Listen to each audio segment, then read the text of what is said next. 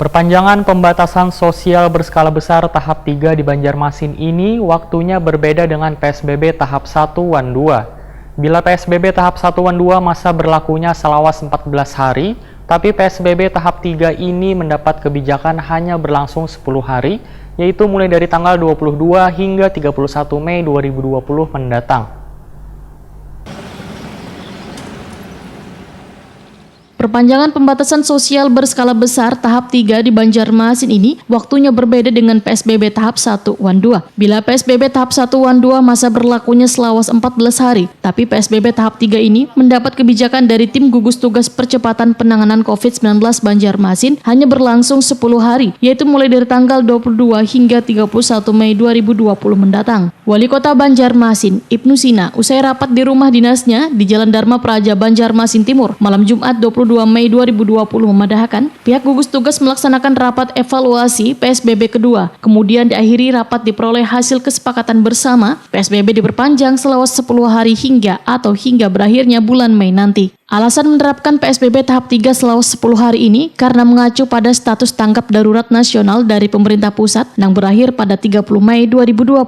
Pada tahap 3, politisi PKS ini pun menegaskan akan memperketat aturan dengan model pembatasan sosial berskala kecil, yaitu memaksimalkan gugus tugas di tingkat RT maupun RW. Dengan cara menghidupkan pos kamling, Wan meminta warga untuk melakukan upaya penjagaan di masing-masing lingkungan komplek RT atau RW, sehingga orang kada mudah keluar masuk di lingkungan RT atau RW tersebut untuk memutus mata rantai penyebaran virus corona.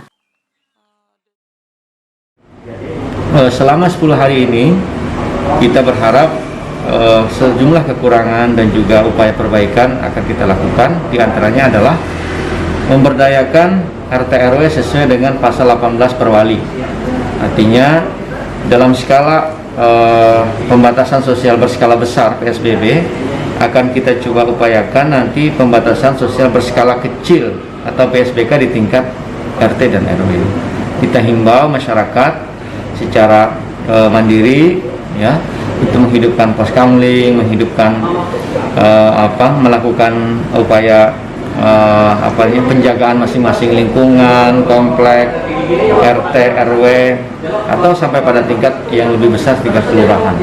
Jadi semacam pembatasan sosial berskala kecil dari tingkat RT.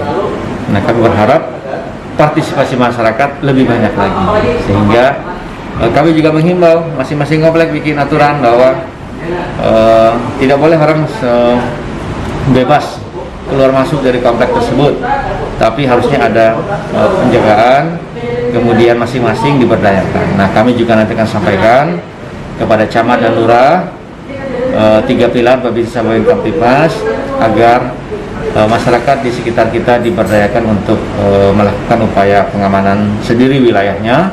Tentu aparat keamanan, kepolisian, TNI Polri, Satpol PP dan pemerintah kota tetap akan berada bersama-sama dengan masyarakat kita dalam upaya untuk mencegah penyebaran yang lebih masif lagi dari COVID-19.